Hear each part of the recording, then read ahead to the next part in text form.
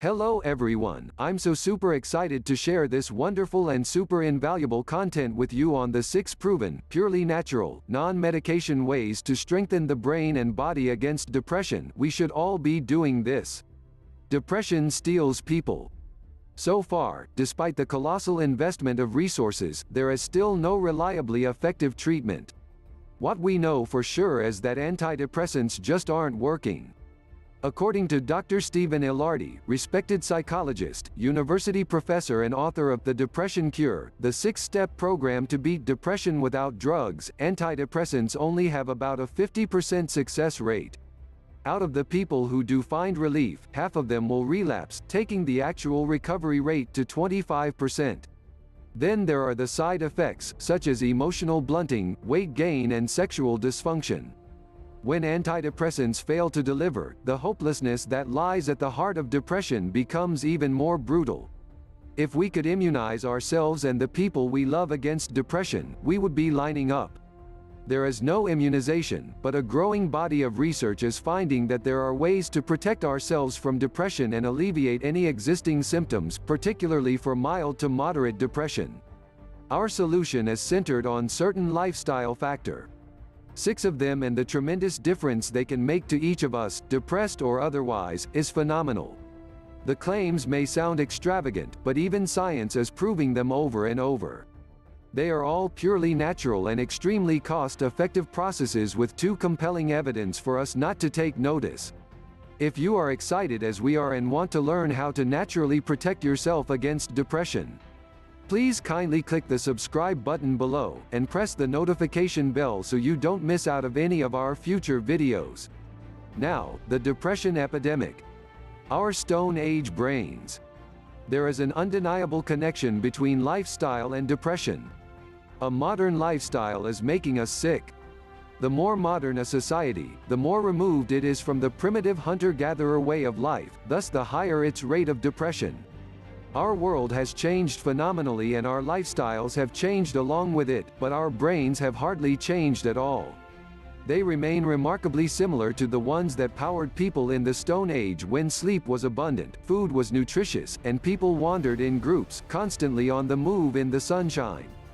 Our Stone Age brains just weren't designed to handle the sedentary, isolated, indoor, sleep-deprived, fast food-laden, stressed-out pace of 21st century life. Dr. Stephen Ilardi. Our brains are beautifully crafted to support Stone Age bodies that live Stone Age lives. When Stone Age brains are forced to live a modern lifestyle, the effect can be devastating. The brain and the body become depleted of the very things that have been fueling them for thousands of years before now. In the parts of the world where hunter-gatherer tribes lead similar lives to their Stone Age ancestors, their levels of depression are almost zero. They get plenty of sleep, physical activity and sunlight. They have plenty of distractions to keep them from being trapped in their heads by endless negative thoughts. They have a diet that is rich in omega-3, and their social connectivity is vast. According to Ilardi, these have a much more powerful effect on the brain than any medication. How can we keep our Stone Age brain happy? Brains can change, and we have the capacity to change them. The key is finding the most effective ways to do that. Enter neuroscience. The chemistry of our brain is very responsive to what we do, for better or worse. Depending on the choices we make, we can deplete it or enrich it. In preliminary clinical trials comparing the effect of lifestyle changes against antidepressants, researchers found that lifestyle choices brought about a reduction in depressive symptoms almost 3 times that experienced by the antidepressant group. There are 6 pure natural lifestyle factors that have been proven to protect the brain against depression and reduce depressive symptoms, and Ilardi details them in his book, The Depression Cure. Interestingly, these lifestyle factors are remarkably close to the way we would have been doing things had we been living in the Stone Age. 1. What we eat. Let it be plenty of omega-3. Omega-3 fatty acids are vital for the construction of brain cells and the insulation of nerve fibers. Many of the fat molecules needed by the brain are made by the body, but there are some that can only be drawn from our diet. Some of the best sources are fish such as salmon, wild game, grass-fed beef, nuts, seeds, and leafy vegetables. It's no coincidence then, that Stone Age people consumed 5 to 10 times more omega-3 fat than we do.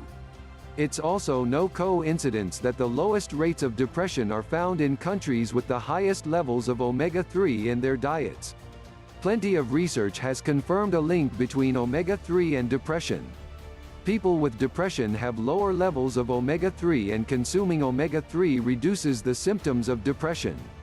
Omega-3 does beautiful things to the brain, we know that, but there is something we are eating more and more of that is hurting. It's sugar. I know. That sort of ruined my day too. Sugar is so addictive, it lights up the brain's reward circuitry in a similar way to cocaine.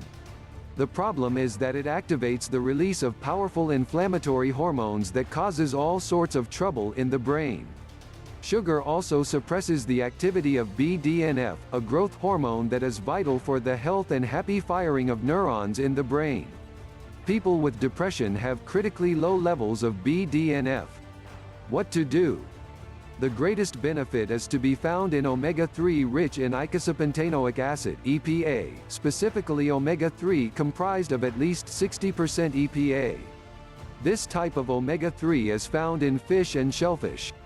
Ilardi suggests 1,500 mg of omega-3 daily, in the form of fish oil capsules, with a multivitamin and an antioxidant, such as 500 mg vitamin C. Check with a pharmacist or doctor if you have any doubts or questions.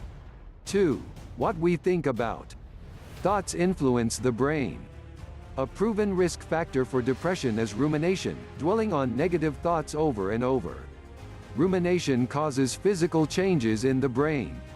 When we keep circling around negative thoughts, the brain's stress circuitry steps up. Cortisol, the stress hormone, attacks the neurons in the hippocampus, which is where memories and emotions are dealt with. People with depression have been shown to have a smaller hippocampus, one of the effects of ruminative stress on the brain.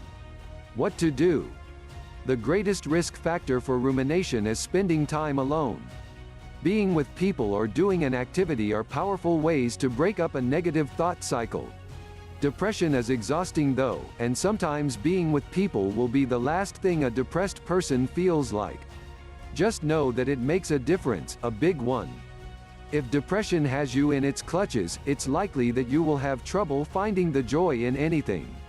If that's the case, think about what you used to enjoy and force yourself to do it. Think of it like medicine or brushing your teeth, it's just something you have to do. It will be worth it. Interrupting rumination by doing is called behavioral activation. It has been proven to be as effective as antidepressants and more effective than cognitive therapy in alleviating the symptoms of depression. Its healing power doesn't end there. Behavioral activation has been shown to prevent relapse over a 2-year period as effectively as antidepressants or cognitive therapy. 3. People time. Spend it with the ones who matter. When someone is depressed, the brain mistakenly interprets that pain as an infection. It then tries to protect the person by sending a message for them to isolate themselves until the pain goes away. The effects of this can be catastrophic because isolation encourages toxic rumination. Human contact is powerful. It can ease the symptoms of depression and protect against them. What to do? Spend regular time with people who care about you. If your tribe is looking a bit sparse, force yourself to join a group, anything where there are people, a book club, an art group, an exercise group, a drama group, anything. You might not feel like it, but it will make a difference. People were meant to be with people. Just make sure they are people who deserve you.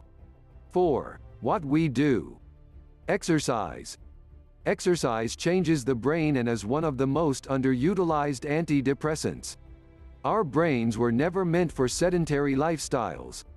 Whenever we are active, key neurochemicals including serotonin, the neurochemical targeted by antidepressants, set to work throughout the brain, elevating mood, motivation and energy levels. Exercise also elevates the brain's production of BDNF, the key growth hormone we talked about earlier. During depression, levels of BDNF plummet and cause the brain to shrink over time, making learning and memory more difficult. Exercise reverses this. Research that compared the effect of a popular antidepressant, Zoloft, with the effect of exercise on depression found that 30 minutes of brisk walking 3 times per week was every bit as effective as the medication. Exercise also seemed to have a protective function that the antidepressants seemed to lack. 12 months after the study, the participants who kept exercising were more likely to have kept their depression at bay. Medication didn't seem to show this effect. Exercise is medicine. It enhances brain function as powerfully as any medication. Dr. Stephen Ilardi. What to do? Try for at least 30 minutes of brisk exercise 3 times a week, but of course, if you can do more, go for it. Anything that gets your heart beating is perfect: a hurried walk, running, dancing, bike riding, swimming, anything. It doesn't have to be graceful or strong or beautiful to watch, it just has to be active. 5. Get plenty of safe sunlight. Sunlight sets. It does this through receptors in the retina that are connected to the circuitry deep inside the brain that takes care of our body clock. These are circuits that look after sleep, appetite, and arousal. For millions of people, when the days become short, the lack of sunlight unleashes chaos in our sunlight-loving brains. This can cause seasonal affective disorder (SAD), which is debilitating and painful, and remarkably, up to 30% of us can show symptoms. SAD can happen to anyone who is chronically deprived of sunlight because of the impact on serotonin. The power of sunlight isn't only protective. It also has a remarkable capacity to heal the symptoms of depression. Research has found that light therapy is an effective, standalone treatment for depression, having an effect similar to most antidepressant medications. What to do? Try for 15 to 30 minutes of safe sunlight each morning. If it's not easy to get some rays, try a lightbox, which is able to simulate the effect of sunlight on the brain and create the same protection against depression. 6. Pillow time. Blissful, restful, abundant pillow time. Yes. I know you know this one, but despite knowing how important sleep is, so many of us remain chronically sleep-starved. We need at least 8 hours, as 8 hours every single day. Sleep is like a superpower. It really is that good and that important to mood and mental health. Disrupted sleep is one of the most potent triggers of depression, and there's evidence that most episodes of mood disorder are preceded by at least several weeks of subpar slumber. Dr. Stephen Ilardi. What to do? Aim for at least 8 hours every night. Set your bedroom up so it's conducive to restful sleep. Make sure it's dark, minimize the light from appliances and your devices as much as you can. If you struggle to fall asleep, try a warm shower before bed and spray lavender into the room before you settle. But remember, if you are already on medication, it is critical that you don't stop it suddenly. Coming off antidepressants should always be done in close consultation with a doctor to avoid withdrawal symptoms, such as a worsening of depression, that can happen when medication is stopped too quickly. Sometimes, particularly for more severe depression, medication is important to bring relief to symptoms. When medication does bring relief, using the lifestyle factors in conjunction with medication is a way to potentially strengthen mental and physical health even further. Depression doesn't always happen in isolation and can sometimes be triggered by medical conditions such as diabetes, sleep apnea, thyroid disorder, heart disease, chronic infection, and hormonal imbalance, to name a few. In these cases, it will be hard to shift the depression until the underlying medical issues are dealt with. Depression can also come about in response to other medication, but your doctor will be able to support you on this. And finally, these 6 lifestyle choices are something that will make a difference for all of us, not just those with depression.